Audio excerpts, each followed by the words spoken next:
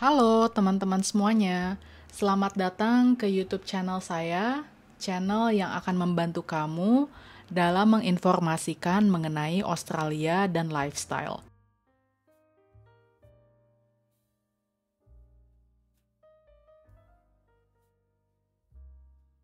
Sekarang kita mulai ya, bagaimana prosesnya. Jadi yang pertama itu kamu apply ke aplikasi 820 dengan cara membuat IMI account. Jadi IMI account itu semacam account online kamu yang ada di imigrasi Australia, yaitu ada berbagai macam ya yang ada di sana gitu. Seperti misalnya form. Nah, form itu kamu mesti isi, kalau saya nggak salah namanya form 40SP. Kamu mesti isi dan pasanganmu juga mesti isi ya terkait kamu dan terkait dia gitu ya, tentang namanya, nama depan, nama belakang, hal-hal basic lah gitu ya, hal-hal yang kayak personal details gitu. Kemudian juga ada yang namanya health clearance, kayak kamu punya insurance, itu masukin di situ.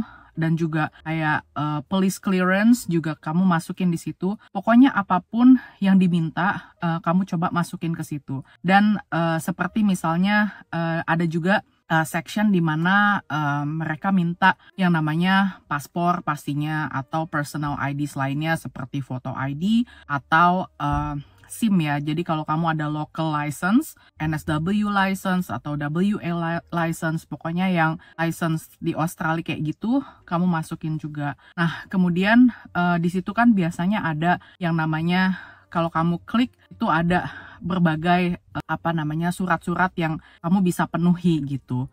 Jadi kalau misalnya kamu kamu upload surat-suratnya dan kemudian kamu bisa masukin itu ya sebagai data-data diri kamu. Selain dari documents yang saya sebut barusan ya, yang basic seperti personal details kamu, seperti paspor dan lain sebagainya, IDs gitu ya, itu kamu juga perlu mencantumkan yang namanya statutory declaratory, alias itu tuh seperti essay di mana kamu menceritakan mengenai fakta bahwa hubungan kamu tuh seperti apa dengan pasanganmu dari berbagai aspek. Aspek yang pertama itu finansial ya. Saya akan bahas satu-satu deh, jadi supaya kalau teman-teman kepingin membuat statutory declaratory bisa tahu arah-arahnya. Nah, yang pertama itu adalah aspek finansial, alias kalau saya bisa bilang yang paling kuat ya. Nah, lucunya zaman sekarang kan orang tuh independen ya. Pria atau wanita itu sama-sama bekerja gitu ya. Tapi dengan cara yang klasik, imigrasi Australia itu kepingin memastikan bahwa hubungan kalian itu genuine, alias hubungan yang benar-benar pure ya, bukan yang main-main. Jadi artinya misalnya selama kamu berhubungan ya, selama kamu memiliki relationship, di aspek finansial itu kalian sharing together gitu ya sebagai pasangan. Jadi kamu bisa menunjukkan di dalam essay kamu bahwa kalau kamu itu misalnya memiliki joint bank account ya. Jadi joint bank account itu mudah ya bikinnya. Jadi artinya kalau kamu udah punya joint bank account, ya kamu tetap bisa memiliki account pribadi kalian masing-masing.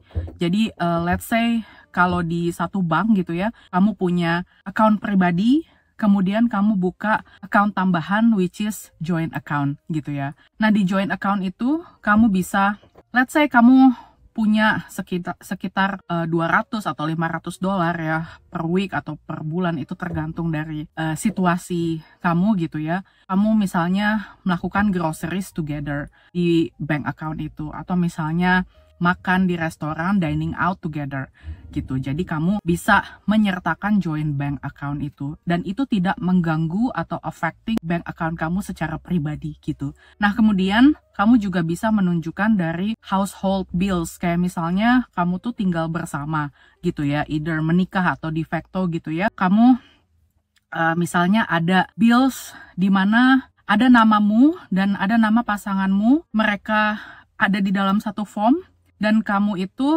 menyertakan bills tersebut ya sekalian dengan essay-nya. Jadi kamu bisa bilang di essay-nya bahwa kami bayar listrik atau air atau apapun lah gitu atas nama kami berdua. Atau misalnya di rental agreement ya, kalau misalnya kalian tinggal bersama, ada namamu, ada nama dia juga gitu ya. Misalnya kamu bisa bilang kami berdua sama-sama bayar rent gitu ya. Tapi harus jujur ya, kalau misalnya hanya satu pihak yang bayar rent ya bilang gitu di essay. Jadi either way yang pasti namamu ada di situ gitu. Itu contoh-contoh dari aspek finansial.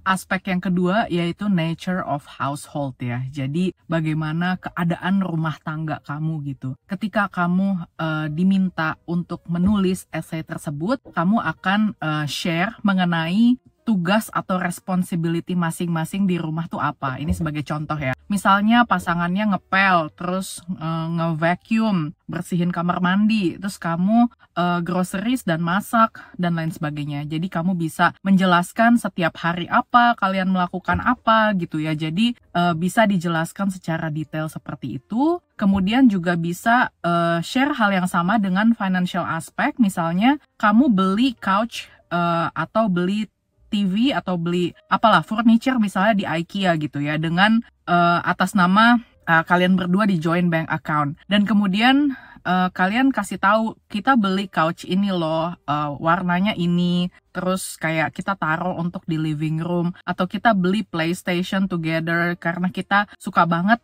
main games gitu ya, atau kita sehari-hari suka nonton Netflix atau apapun lah, pokoknya yang berkaitan dengan rumah tangga. Nah, kamu juga kalau seandainya sudah memiliki anak, kamu punya responsibility misalnya yang pasangan perempuan itu drop anak di childcare setiap hari apa, sampai hari apa dan jam berapa, dan kemudian untuk picking up-nya itu si suaminya atau si pasangan laki-laki, ini sebagai contoh. Jadi kamu bisa share mengenai apa kegiatan rumah tangga, dan kalau ada foto-fotonya, kamu juga siapin foto-fotonya untuk attach di dokumen yang lain gitu ya.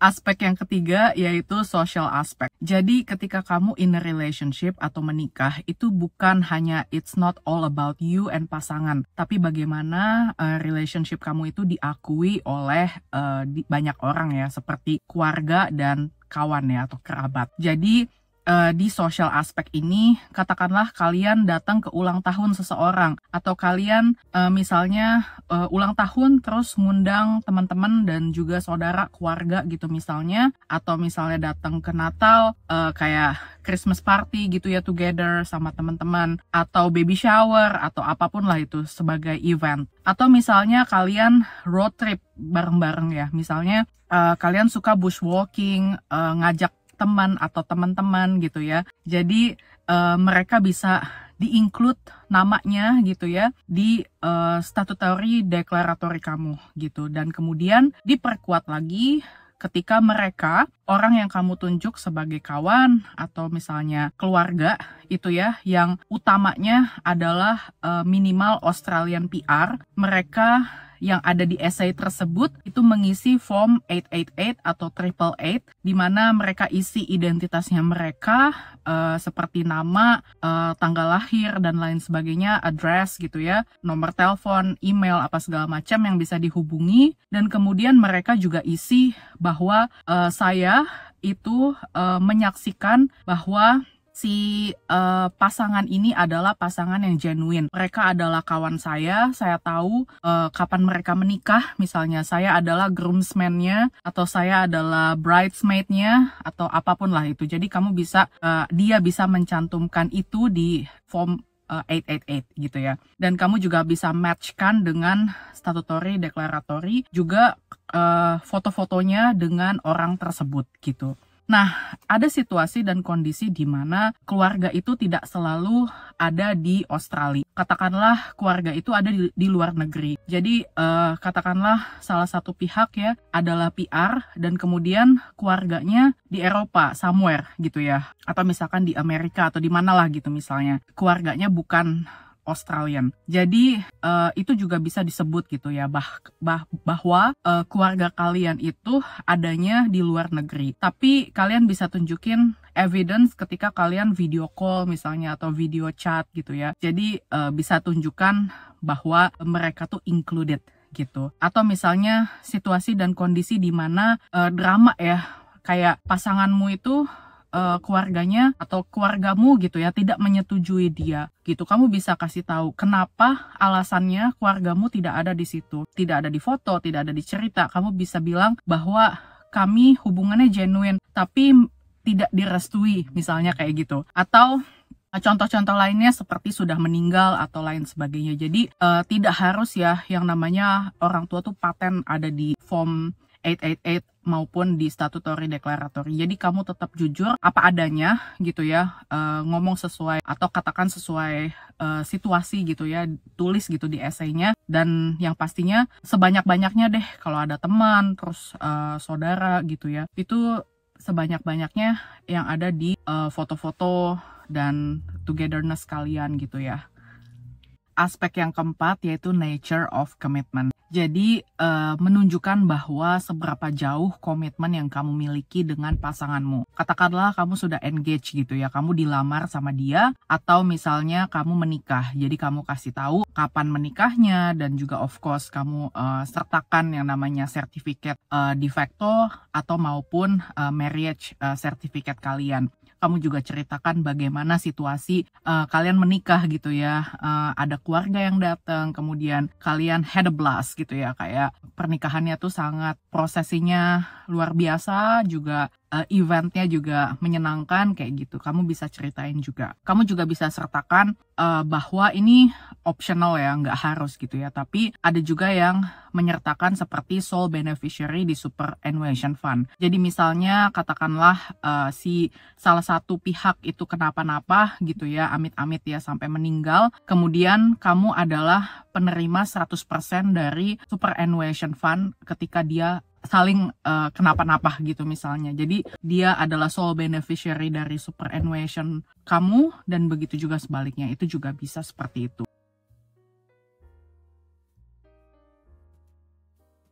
Dan kamu juga bisa menunjukkan bahwa kalau kalian punya investasi together, kayak misalnya beli rumah, itu kan hal yang big deal banget ya. Rumah itu kan hal yang mahal gitu loh. Jadi kalian beli properti bareng, beli mobil, ya itu juga bisa dicantumkan di finance, tapi juga bisa dicantumkan di commitment gitu. Karena itu adalah hal yang mahal, hal yang besar gitu. Jadi seberapa menunjukkan bahwa kalian itu committed together gitu ya, secara genuine.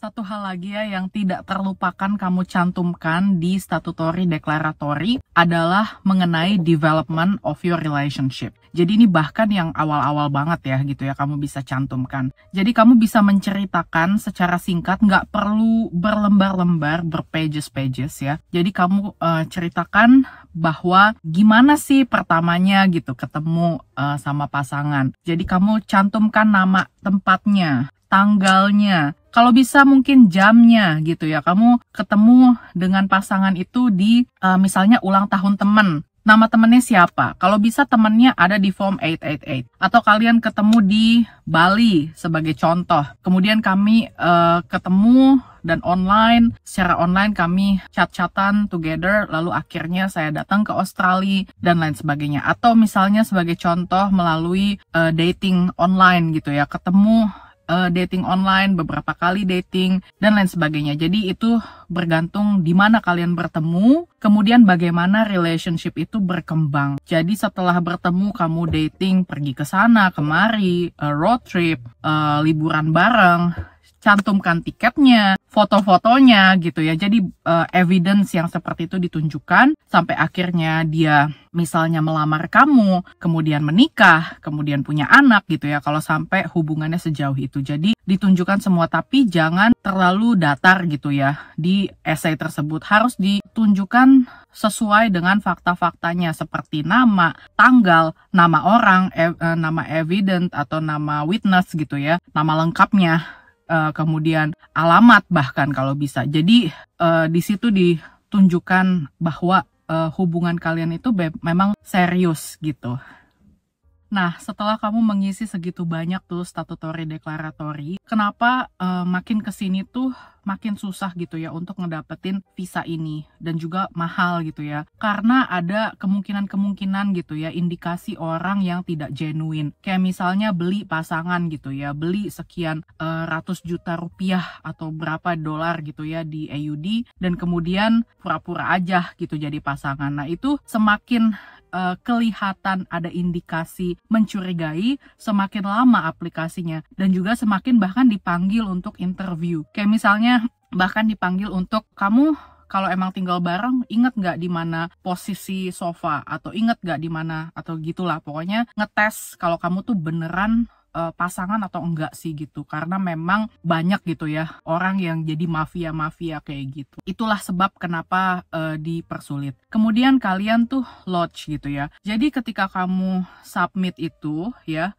kamu masih bisa mereview dokumen kamu. Seandainya kamu kepingin add tambahan, saya belum nyantumin nih biaya listrik misalnya, kamu bisa masukin, kamu selalu bisa in and out ke IMI account kamu gitu. Misalnya, saya baru bikin nih join bank account, ya udahlah kita add aja gitu. Jadi selalu bisa tambahan additional lagi kayak gitu. Jadi sampai akhirnya kamu mendapatkan visa 820. Katakanlah kamu sudah apply dan kamu juga tetap updating gitu ya situasi. Kalau kamu misalnya traveling bareng, terus misalnya ada ulang tahun siapa, kamu masukin aja gitu tambahan-tambahan update di documents IMI account kamu gitu. Dan kemudian sembari menunggu si 801, jadi kamu dapat mesti di-invite dulu gitu untuk apply tambahan 801. Nah, jadi artinya setelah kamu 820 gitu ya, kamu ya tungguin aja gitu. Dan kapannya dapat itu tergantung dari aplikasi kamu. Setiap applicants itu beda-beda gitu ya, dengan situasi yang beda-beda. Semakin sedikit evidence, semakin sedikit dokumen, semakin lama. Dan bahkan mereka akan bertanya mengenai kamu harus masukin ini gitu. Jadi ini sistemnya bukan kayak visa kamu ditolak gitu langsung jebret gitu. Jadi kamu akan dikasih email kalau seandainya ada yang kurang nih, kamu bisa cantumkan dokumen X gitu ya ke IMI account kamu. Nanti kamu tinggal cantumkan saja apa yang kurang, karena secara mahal banget ya, $9.000 gitu, mahal banget gitu ya. Kemungkinan besar tuh kamu akan lama menunggunya. Dan jangan telepon mereka, jangan hubungi mereka, mana nih aplikasi saya gitu.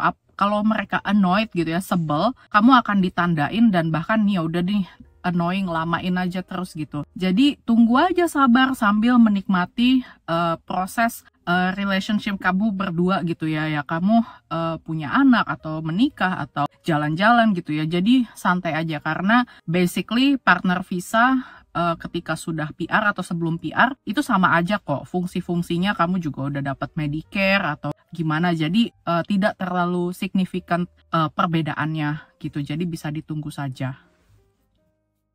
Setelah kamu dapat invitation untuk memenuhi persyaratan visa yang selanjutnya, which is 801, ya kamu tinggal masukin aja update-update tambahan selama kamu menunggu di periode 820 transisi ke 801. Nah, apakah visa partner ini bisa di-reject? Jawabannya bisa. Tapi kalau seandainya kayak hal-hal minor yang saya bilang tadi, ini nih kayak kamu belum mencantumkan birth certificate misalnya, atau apapun yang mereka minta, itu kamu di email, kamu penuhi persyaratannya dan kamu bisa gitu ya. Tapi ada situasi yang parah banget nih, sampai ada indikasi kelihatannya nih orang nggak genuine deh, kelihatannya nih orang tipu-tipu deh. Nah, itu bisa yang namanya ditolak visanya, misalnya $9.000 gitu. Jadi artinya maksud saya, kalau ada kesalahan kecil yang minor, itu kamu bisa perbaiki. Tapi kalau seandainya ada yang indikasi kamu parah banget gitu ya, nggak bisa benar-benar memenuhi kepuasan dari si imigrasi Australia, kayaknya nih aplikasinya jelek banget nih, aplikasinya tipu-tipu nih atau gimana, itu bisa di-refuse, bisa ditolak gitu. Dan kamu bisa selalu appeal ke court gitu ya, kalau ini nggak bener gitu, misalnya saya genuine kok sama pasangan saya bener kok gitu. Jadi bisa mengajukan banding ke pengadilan gitu. Tapi most likely nunggunya lama sih. Itu dalam case yang sering terjadi itu prosesnya itu lama sekali nunggunya gitu. Tapi pada akhirnya dapat. Dan semakin kayak development relationship-nya bagus gitu ya, kayak sampai punya anak apa segala macam, menikah gitu ya. Jadi itu yang makin cepat gitu. Dan kemudian ada orang tua, misalnya di Australia dan lain sebagainya. Pokoknya yang bener-bener sangat terlihat obviously genuine, yang perkembangannya oke banget, itu yang bisa cepat. Terima kasih buat kamu yang udah nonton sampai sini. Dan good luck kalau kamu akan apply visa partner maupun prospektif marriage visa. Kamu bisa like, bisa subscribe, bisa juga follow di Instagram saya di @nura.lami. Oke deh, see you in another videos. Bye for now.